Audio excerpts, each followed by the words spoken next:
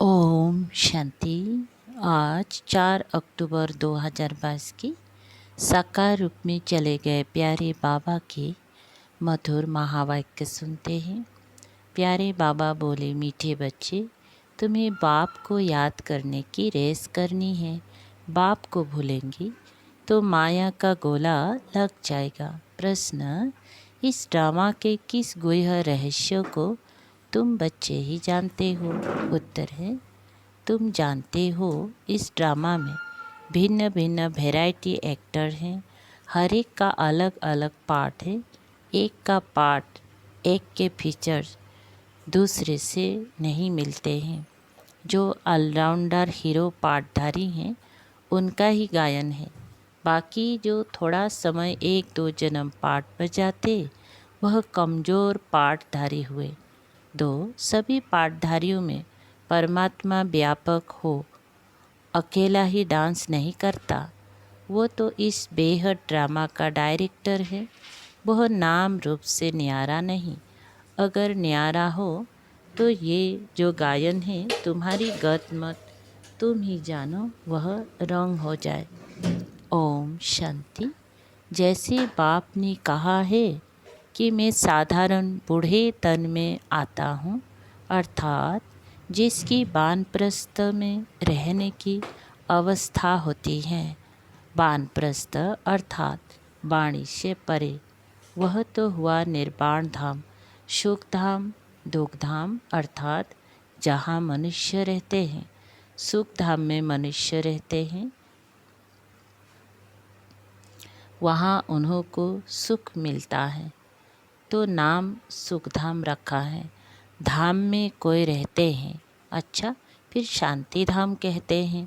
वहाँ तो मनुष्य रहने वाले नहीं हैं। शांति धाम कहने से फिर सिद्ध होता है वहाँ आत्माएं रहती हैं। वहाँ मनुष्य रह नहीं सकते। ऐसे नहीं कि मनुष्य सतयुग में शांति में रहते हैं तो कोई गुफा में रहते हैं, वह मन को अमन कर देते हैं। नहीं, वहाँ तो है ही एक अद्वैत धर्म, द्वैत्व की बात नहीं। फिर जितनी धर्म बढ़ते जाते हैं तो द्वैत्व बढ़ता जाता है। जहाँ द्वैत है वहाँ अशांति है। वानप्रस्थ उनको कहा जाता है निर्वाण धाम। अब तुम बच्चों को पता है कि हम आत्माओं को रहना निर्वाण धाम में होता है, उनको फिर मुक्ति धाम कहा जाता है। वहाँ शांति में तो सिर्फ आत्माएं रहती हैं। सुख धाम में तो शरीर है ना, शरीर के साथ कभी शांति रह नहीं सकती। हठ योग प्राणायाम आदि चढ़ाकर 10-20 दिन व मास भी रहते हैं, परंतु कहाँ तक शांति में रहेंगी? मुक्ति, जीवन मुक्ति में तो जा ना सके। ये ड्रामा है ना। इस समय सभी आत्माएं यहाँ कर्म क्षेत्र पर आ जानी चाहिए, क्योंकि नंबरवार आना है। आत्माएं भी नंबरवार है ना। कोई शतु प्रधान है, कोई शतु रजो तमो में है। जो पिछाड़ी में थोड़ा पाठ बजाते हैं वो तो जैसे कमज़ोर आत्माएं हैं, बिल्कुल थोड़ा पाठ है, उनका इतना प्रभाव नहीं हो सकता, इतना गाए नहीं जाते हैं। विचार करो कौन कौन गाए जाते हैं। ऊंचे ते ऊंचे, ऊंचे ते ऊंचा है भगवान। भारत की ही बात है, दूसरी जगह किसका गायन करे? धर्म स्थापकों का। जैसे क्राइस्ट फिर पोप आते हैं, उनके भी चित्र हैं, गायन होता है। जिन आत्माओं का, उनका भारी पाठ है। तुम बच्चे सृष्टि के आदि मध्य अंत को जान गए हो। ड्रामा में कौन से फर्स्ट क्लास एक्टर्स है, अखबार में भी डालते हैं, तो मनुष्य को खींच हो कि फलाने को देखे। कोई को पता नहीं कि ये बेहद का 5000 बरस का ड्रामा है। विलायत वाले भी बहुत गफड़े मारते हैं, सबसे जास्ती यहाँ वाले गफड़े मारते हैं।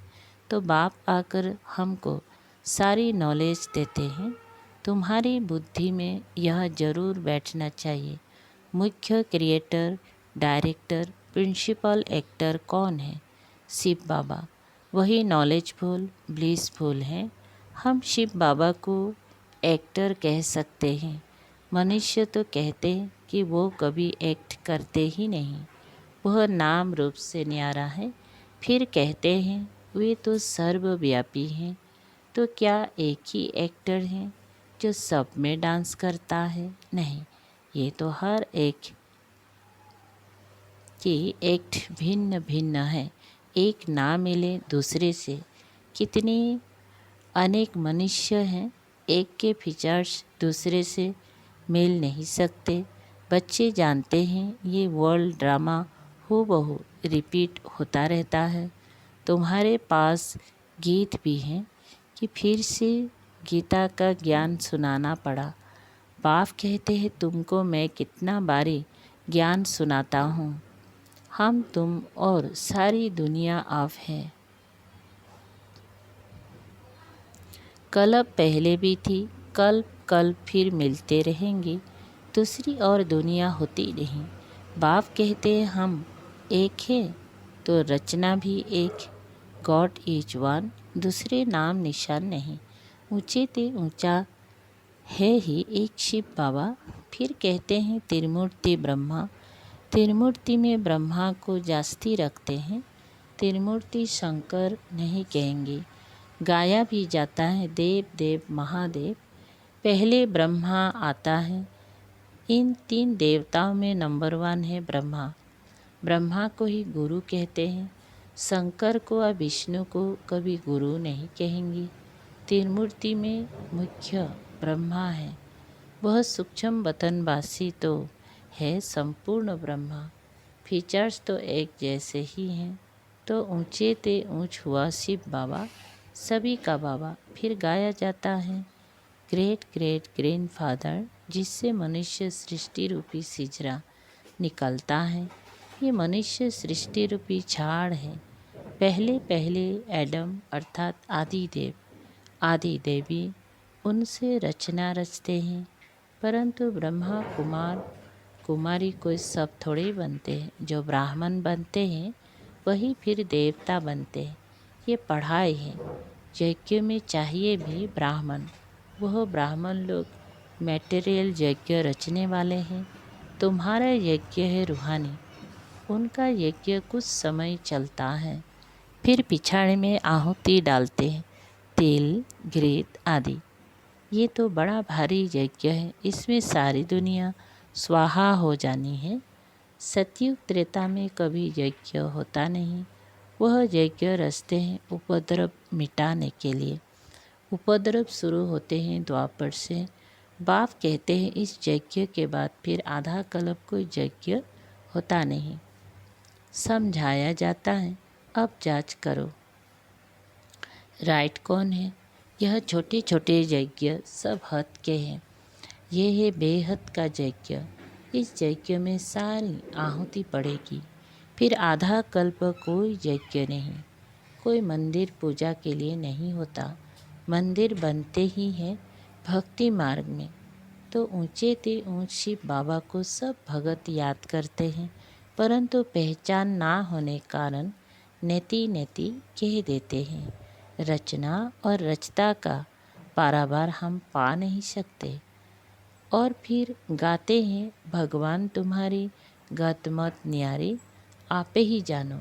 जरूर कोई चीज़ है तब तो कहते हैं ना आप ही जानो। जरूर नाम रूप वाला होगा तब तो कहते हैं हे भगवान आपकी गत मत न्यारी। परंतु मनुष्य तो इसका अर्थ समझते नहीं हैं। बाप समझाते हैं मेरी मत सबसे न्यारी है। तुमको शूद्र से ब्राह्मण बनाकर फिर देवता, श्रेष्ठ देवता बनाता हूँ। जीवन मुक्ति दाता हूँ। मैं सर्व का लिबरेटर हूँ। कलयुग पूरा हो फिर सतयुग होता है। सतयुग में दुख की बात होती नहीं। बाप अब दुख से लिबरेट करते हैं। बाकी सब शांति धाम में चले जाएंगे। कलयुग के अंत में ही लिबरेटर आते हैं। आकर नरक को स्वर्ग बनाते हैं। यहाँ तो बहुत दुख है, इनको स्वर्ग नहीं कह सकते। पुरानी दुनिया को नई दुनिया थोड़े ही कहेंगे। नई दुनिया में लक्ष्मी नारायण का राज्य था, पुरानी दुनिया में क्या लगा पड़ा है। ये फिर नई दुनिया बनती है। ऊंचे ते ऊंचा बाबा ही आकर पुरानी दुनिया से नई दुनिया बनाते हैं। सूक्ष्म वतनवासी ब्रह्मा विष्णु शंकर को देवता कहते हैं। ऐसे कहाँ भी लिखा हुआ नहीं है कि प्रजापिता ब्रह्मा सूक्ष्म वतनवासी हैं। सूक्ष्म वतन में थोड़े ही प्रजा होती हैं। प्रजापिता ब्रह्मा तो जरूर यहाँ ही चाहिए। ऊंच ते ऊंच शिव बाबा, फिर सेकेंड नंबर में है ब्रह्मा। शिव बाबा इन ब्रह्मा द्वारा बेड सर्विस करते हैं, ब्राह्मणों को देवता बनाते हैं। ये तो है ही पाप आत्माओं की दुनिया। रावण राज्य जो कुछ करते हैं उनसे मनुष्य के पाप ही होते हैं। भ्रष्टाचारियों से ही लेन देन होगी। भ्रष्टाचार शुरू होता है द्वापर से, फिर अंत में बाप आकर महान श्रेष्ठाचारी बनाते हैं। कला कमती होने में 5000 बरस लगते हैं। जो श्रेष्ठ थे, श्रेष्ठ देवता थे, वही फिर नीचे उतरते हैं। ये खेल ही ऐसा है। कितना अच्छी रीति बाप बैठ समझाते हैं। कोई बैठ समझे तो अच्छी तरह से समझ सकते हैं। तुम तो कराची में भट्टी में पड़े समझने के लिए आते थे, पार्टीशन के बाद सब भाग गए। तुम तो वहाँ रहे पड़े थे, तुमको किसका संग नहीं था। संग से दूर होते भी नंबरवार पुरुषार्थ किया। सब तो एक जैसा पुरुषार्थ कर भी नहीं सकते। स्कूल में भी सब एक जैसे नंबर कोई लेते नहीं। 2 स्टूडेंट को 99 मार्क्स मिल नहीं सकते। क्लास में 1-2 के ऊपर थोड़ी बैठेंगे। घोड़ों की भी रेस होती हैं, उसमें भी एक जैसे 2 हो नहीं सकते। इसका नाम रखा है राजस्य अश्वमेध। अश्व कहा जाता है घोड़े को। तुम हो रूहानी घोड़े, तुम्हारी दौड़ी है घर की तरफ। ये पहले हम बाप के पास पहुँचे, वहाँ तो साइकिलों की, घोड़ों की रेस होती हैं, युद्ध की भी रेस होती है। तुम्हारी युद्ध की युद्ध, रेस की रेस, तुम्हारी माया पर जीत पाने की युद्ध है। और बाप को याद करने के लिए ही कहा जाता है।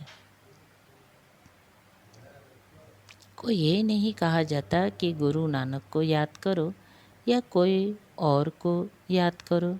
सर्व का सद्गति दाता एक है। वास्तव में सर्व पर दया करने वाला भी एक है। सर्व का सद्गति दाता पतित पावन भी एक है।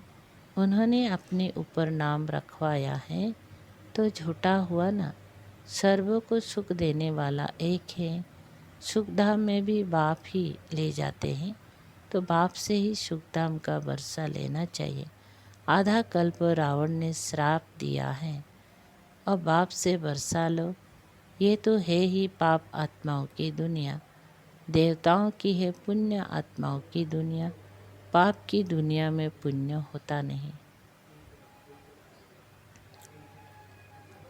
ये तो गफड़ा मारते हैं कि फलाना मारा स्वर्गवासी हुआ। अरे स्वर्ग है ही नहीं तो फिर स्वर्ग में जन्म कैसे मिलेगा। ये भी समझने वाले समझे। समझने के लिए कोई यहाँ बैठना नहीं है। भल विलायत में रहो, परंतु 7 रोज बाबा के संग में जरूर रहना पड़े, क्योंकि संग तारे कुसंग बोरे। अगर तीर लग गया तो कहेगा और 7 रोज रहना है, तो बाबा परीक्षा भी लेते हैं कि पूरा निश्चय है। दिल लगती है, तीर लगता है, बाप पढ़ाते हैं। अरे बाप के पास तो रहना चाहिए ना। जब पक्का रंग लग जाए तो विलायत में भी जा सकते हैं। अभी पवित्र बनेंगी तो 21 जन्म की राजाएं मिलेगी। कम बात है क्या, एक जन्म पवित्र बनो, कोई बड़ी बात है।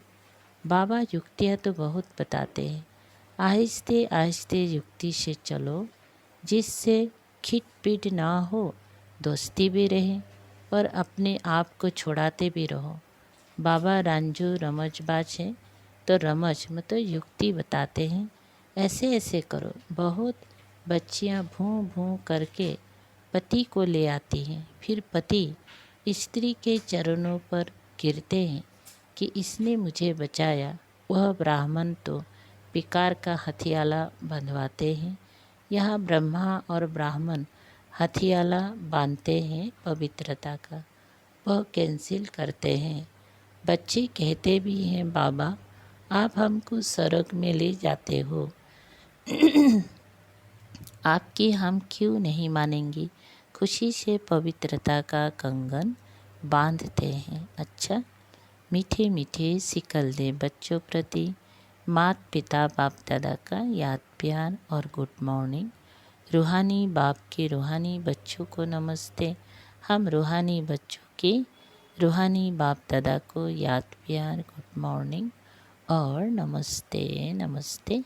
शुक्रिया बाबा, थैंक यू बाबा। धारणा के लिए सार, एक पवित्र बनने की युक्ति आप ही रचनी है। 21 जन्मों की राजाई के लिए पवित्रता की प्रतिज्ञा करनी है। नंबर 2, श्रेष्ठ से श्रेष्ठ बनने के लिए श्रेष्ठाचार्यों से लेन देन करनी है। बाप की संग में रहकर निर्भय बनना है। वरदान, सर्वशक्तिवान के साथ की स्मृति द्वारा सदा सफलता का अनुभव करने वाले कंबाइंड रूपधारी भव। विस्तार है, सर्वशक्तिवान बाप को अपना साथी बना लो तो शक्तियाँ सदा साथ रहेगी, और जहाँ सर्वशक्तियाँ हैं वहाँ सफलता ना हो ये असंभव है। लेकिन यदि बाप से कंबाइंड रहने में कमी है, माया कंबाइंड रूप को अलग कर देती है, तो सफलता भी कम हो जाती है। मेहनत करने के बाद सफलता होती है। मास्टर सर्वशक्तिवान के आगे सफलता तो आगे पीछे घूमती है। स्लोगन, सबकी दुआएं लेनी है तो हाजी करते हुए सहयोग का हाथ बढ़ाते चलो। अच्छा, ओम शांति।